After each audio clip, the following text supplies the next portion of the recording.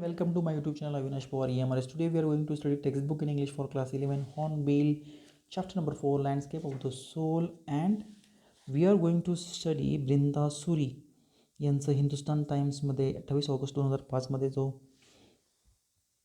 Article जे publish झालं होतं त्याच्याविषयी आपण पाहणार आहोत. Getting inside outsider art. When a French painter Jean Dubuffet mooted the concept of art brut in the 1940s, the art of the untrained visionary was a minority interest. From its almost well beginning, outsider art has gradually become the fastest growing area of the interest in the contemporary art internationally.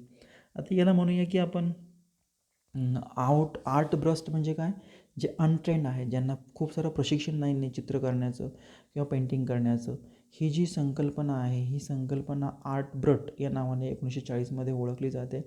आणि हे जे untrained लोक जे आहेत हे ज्याच्यामध्ये आपण म्हणूया ते पण चित्र त्यांचं पेंटिंग किंवा त्यांचं काम करत राहते, परंतु ज्या पद्धतीने त्यांना आतापर्यंत त्यांच्यामध्ये मोठ्या प्रमाणात हळूवारपणे प्रगती ही होत गेली आणि तेही या जगामध्ये त्यांचं नाव हे त्यांनी केलेलं आहे. जे अनट्रेंड आहेत, जे आपण म्हणूया ॲब्रप्ट आहेत, ओके, ज्यांनी प्रॉपर प्रशिक्षण घेतले नाही, असे लोकांनीसुद्धा यश मिळवलेलं आहे. The genre is described as the art of those who have no right to be artist as they have received no formal training at show talent and artistic insight. Their work are stimulating contrast to a lot of mainstream offering.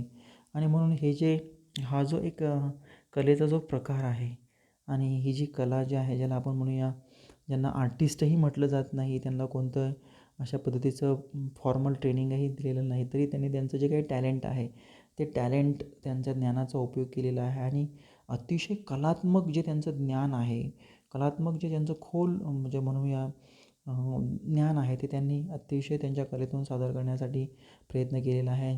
ज्यांनी प्रशिक्षण घेतलेलं आहे त्यांच्या बरोबरीने किंवा त्यांच्यापेक्षा जास्त हे लोक जे आहेत त्यांची कला हे सादर करताना आपल्याला पाहायला मिळतात.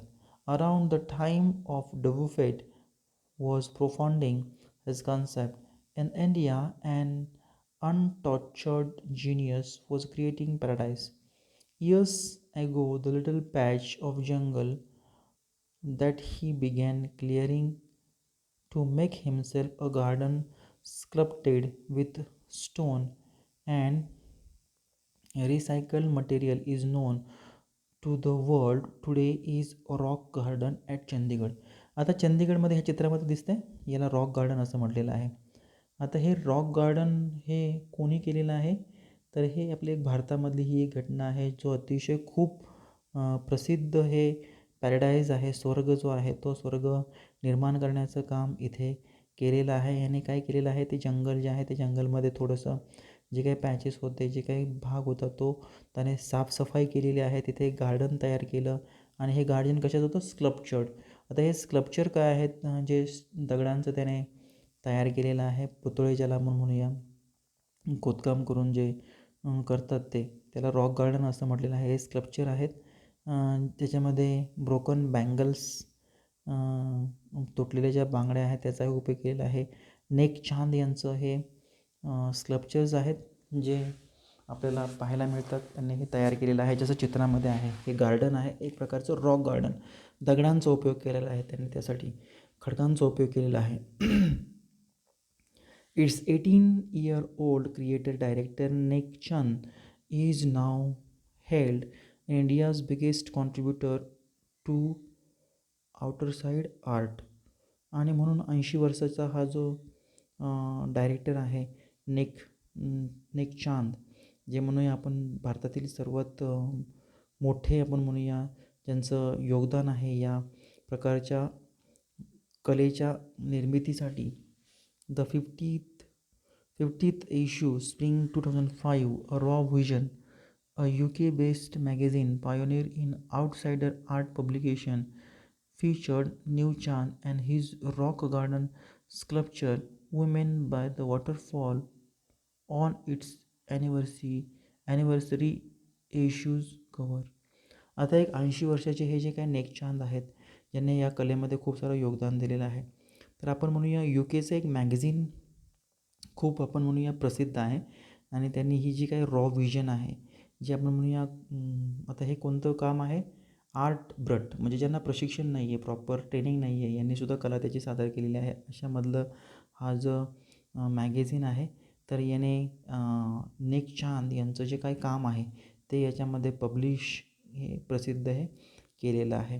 आणि त्यांचे जे काही रॉक गार्डन आहे, त्याचं जे काही स्कल्पचर्स त्यातील आहेत, जे आपल्याला पाहायला मिळतात, हे स्कल्पचर्स आपण म्हणूया त्यांचं जे काम जे आहे, कला जी आहे, ती women by waterfall on its anniversary issues cover. जसं तो जो इश्यू आहे, ते मॅगझिनचा जो काही विषय आहे त्याच्यामध्ये याचा उल्लेख केलेला आहे. The notion of art brut or raw art was work that were in their raw state as a regard cultural and artistic influence.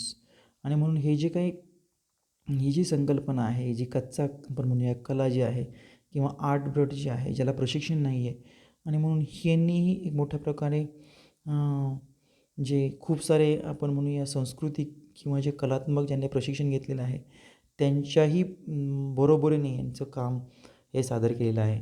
Anything and everything from a tin of a sink to a broken down car could be material for the work of art. Something Nek Chand has taken to dizzying height. आता याच्यामध्ये जे काही पदार्थ त्याने या कलेसाठी घेतलेले आहेत, तर त्याच्यामध्ये जे कारचे सुटे भाग आहेत किंवा डबे आहेत, त्याचबरोबर कोणतंही मटेरियल जे आहे या कामामध्ये त्यांनी वापर करून हा जो रॉक गार्डन त्यांनी तयार केलेला आहे. So recognising his art as an outstanding testimony of the difference a single man can make when he lives his dream. आणि म्हणून यांनी जे काम केलेलं आहे त्याच्यामुळे आपण म्हणूया की एकटा व्यक्तीसुद्धा तो त्याचं जे काही स्वप्न आहे कलेच्या, त्याच्यामध्ये जर कला असेल तर तो सादर करू शकतो. The Swiss commission for UNESCO will be honouring him by way of European exposition of his work. The 5-month interactive show realm of Nek Chand beginning October will be held leading museum in Switzerland, Belgium, France, Italy. The biggest reward is walking through the garden and seeing the people enjoy my creation, Nick Chan says. आता आपण म्हणूया की या कलाकाराने जी कला सादर केली त्याच्यामुळे स्विस कमिशनने युनेस्कोमध्ये या कलाकाराला एक मान सन्मान आपल्याला त्याच्या कलेबद्दल हा त्याला दिलेला आहे. त्याचबरोबर त्याचा जो काही शो आहे 5 महिन्याचा, त्याचा शो जो इंटरॅक्टिव्ह आहे, संवाद त्याच्यामध्ये साधला जातो, ज्याचं नाव होतं की रियालम ऑफ नेकचांद, म्हणजे नेकचांद यांचं वास्तव. त्यांनी ऑक्टोबर महिन्यामध्ये हा शो सुरू केला होता आणि हा स्वित्झर्लंडच्या म्युझियममध्ये हा जो शो आहे तो तिथे झालेला होता. स्वित्झर्लंड, बेल्जियम, फ्रान्स आणि इटाली इथे हा शो ऑक्टोबर महिन्यामध्ये हा शो तिथे झालेला आहे. आणि म्हणून नेकचांद असं म्हणतात की ज्यावेळेस मला हे अतिशय माझ्यासाठी हा एक बक्षीस आहे, ज्यावेळेस लोक त्या गार्डनमध्ये चाहतात आणि माझ्या ज्या काही माझं जे काही वर्क ऑफ आर्ट आहे, माझी सृजनशीलता ते पाहतात. तर अशा ब्रिंदा सुरी यांनी लिहिलेला हिंदुस्तान टाइम्समध्ये हा लिहिलेला लेख होता 28 ऑगस्ट 2005 मध्ये. Thank you friends for watching this video.